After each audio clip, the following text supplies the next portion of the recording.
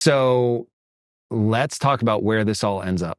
This all ends up in either utopia or the annihilation of the human race. Let's assume utopia. Yeah. Because it really, I think, is possible and it is wise to go into something consciously optimistic. But do you think there is really a utopia, or it's just, you mean like aim for a utopia and get somewhere kind of close? I really do think that there is a utopia, if you'll let me define a utopia in the way the Matrix does, where they talk about the machines are like, we built a perfect world for you and you all rejected it. Mm-hmm. And that's because people confuse happiness with fulfillment. So fulfillment is about struggle largely. So the utopia is where everybody successfully earns their own respect.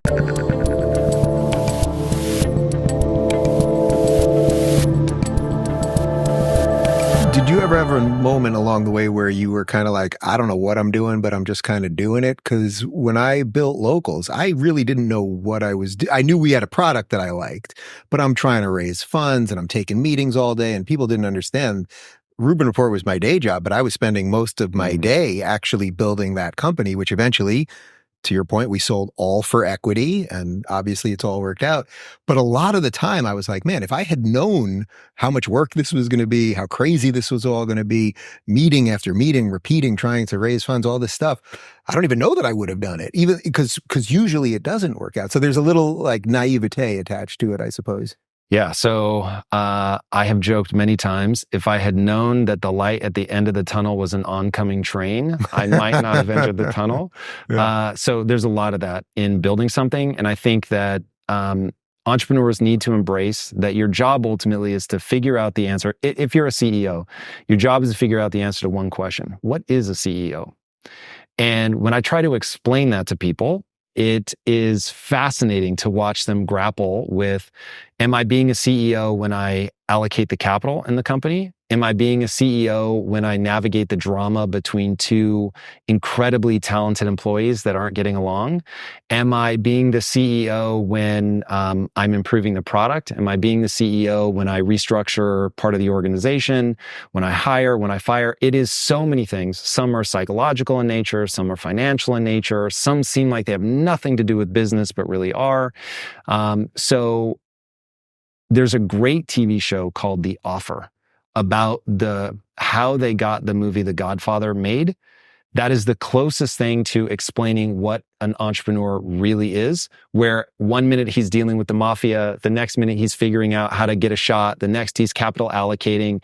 It's like all of those things are what it takes to build something. And so nobody really knows what they're doing, but some people will boil something down to its essence well enough that they can repeat. And so if you look at an Elon Musk, obviously repeat.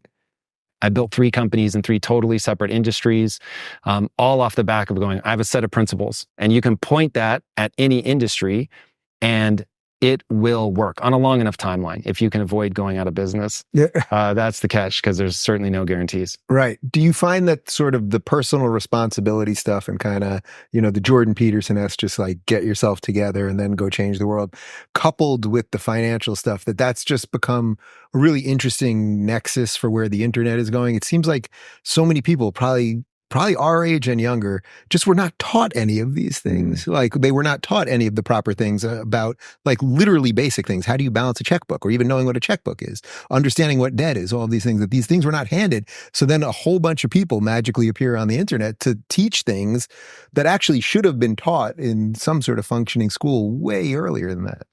Yeah, I think that will happen now that we have AI, or even just the internet and the ability to broadcast. But it is so hard to know how to do this stuff that I don't fault teachers for not being able to do it. You can't teach something you don't understand. And if you understand something really important, odds are you're leveraging that to make money.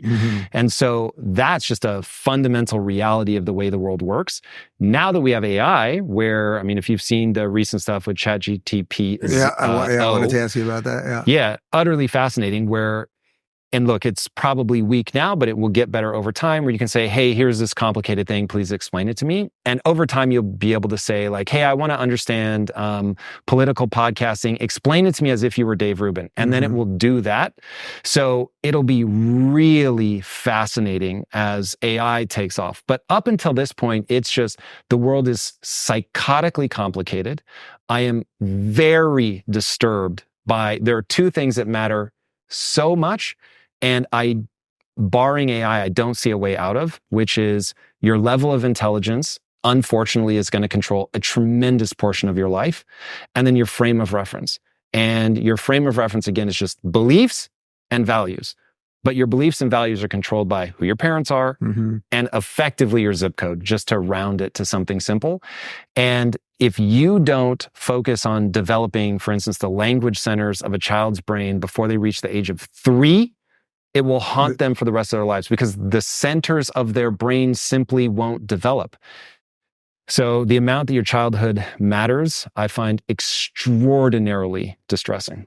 Let's talk about this interesting moment that we're at with AI, because you've been talking about this a lot. I'm fascinated by the fact that it seems like we are entering every single dystopian sci-fi novel with all the bells, all the warnings have gone off. We've all seen them, whether it's The Matrix or Terminator or Scanner Darkly, or I could list all the rest of them. We're going to that world. We know there's so many pitfalls along the way, and yet many of the people who screwed up a lot of the tech stuff and censorship and everything else are the very same people that are building that world right now. How worried are you about that, if you think that's a fair estimation? It is a fair estimation. So let's talk about where this all ends up. This all ends up in either utopia or the annihilation of the human race. Let's assume utopia. Yeah. Because it really, I think, is possible, and it is wise to go into something consciously optimistic. But do you think there is really a utopia, or it's just, you mean like aim for a utopia and get somewhere kind of close? I really do think that there is a utopia, if you'll let me define a utopia in the way the Matrix does, where they talk about the machines are like, we built a perfect world for you and you all rejected it. And that's because people confuse happiness with fulfillment. So fulfillment is about struggle largely. So the utopia is where everybody successfully earns their own respect. So if you'll let me say that's utopia, word. So it's not going to be like you're eating ice cream and pies on a cloud and all is well. It's going to be you struggle the perfect amount. Things are perfectly difficult. You suffer a perfect amount in order to earn your own respect. Or we just shift human biology. But I'm going to set that aside. I like that definition. So let's go to that. Okay. So that becomes a question of energy production. So are we able to both make sure that kids are developed as close to perfect as possible, meaning that you develop the areas of the brain that are going to mimic fantastic nutrition, a secure attachment style, a life full of love, confidence, a desire for struggle, growth mindset, like that sort of bundle, making sure though that just at a biological level, the brain is developing well. And so to do all of that, you need a certain level of wealth. What is wealth really? It's the ability to get access to energy when you want it at a price you can afford. And so the thing I think AI is going to do tremendously well is drive the cost of energy to effectively zero. And then it will solve for incredibly complicated problems like our biology. Yeah. Wait, let me pause you there for a sec. So how is AI going to do that? I think so a lot of people going, how's AI getting energy to nothing? So everything is about pattern recognition. And so if you can recognize patterns well enough to figure out, for instance, the laws of physics, then you can begin to now actually unleash. And if I could tell you how they're going to do it, then I would be the smartest person alive and we'd already do it. So I would just tell you directionally what AI is going to do is run the scientific method at a rate that is billions of times faster than we can run it. And so if you think of 20,000 years of human evolution playing out over a night, you'll get the idea of how fast we'll be able to evolve. Because in essence, AI will deal with so many of the tasks and organizational things that we need to know and everything. It will take so much of that off the plate in some ways, or not off the plate, but it would automate it in a way, or it would be by default built into us. It will then accurately be able to predict based on pattern recognition. So what do I mean? If you look at AlphaFold, Jordan Peterson, who we both know, Jordan has this really fascinating idea that you think so your ideas may die and that you don't. But I will also say you can think so that you don't have to run the physical experiment in order to get the answer. So this is something I beat into young entrepreneurs. Please, for the love of God, if you can run a thought experiment to rule out an idea instead of building the product, building the marketing and doing it, do it as a thought experiment. And oftentimes the thought experiment is simply, if this were successful, will it actually impact my business in a meaningful way? The number of times the answer was no, but somebody's just excited about the idea, but you can think your way through that and you don't have to run the experiment. AI will be able to do that at a rate, again, that's billions of times faster than what we can do. So it will just chunk through things like the folding of proteins inside the human body. And so now it's just going to make all these predictions. Oh, if you take a protein that folds this way and a protein that folds that way, then you're going to get this outcome in the body. And it will just run billions of tests. And it will say this drug at exactly this moment, this much sunlight, this much protein, whatever, gets you this outcome.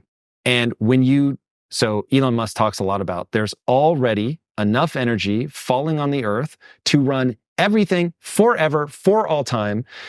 We just don't know how to harness that energy. Well, if AI can solve that problem rapidly and then help you rapidly figure out all the materials problems, because that'll be the next part of this, and then figure out where's the right place to put it and blah, blah, blah. You'll be able to recognize that these are intelligence problems and we are not butting up against the laws of physics. So anyway, that's how AI will help. But the part that everybody's focused on, and I think rightly so, because the sci-fi, we are going to live through it, yeah, is the valley of despair. Right. And before it gets better, it will be so disruptive that it will rip at the fabrics of society. Now, whether we explode apart or not, I'll say optimistically no, but it's really going to be brutal. And that's the part where I think people either go optimism and they don't think about the valley of despair, or they trough into the valley of despair and they stop thinking. If you're looking for an unfiltered lens into the world of tomorrow, check out our tech playlist. And if you want to watch full interviews on a variety of topics, watch our full episode playlist, all right over here. And to get notified of all future videos, be sure to subscribe and click the notification bell.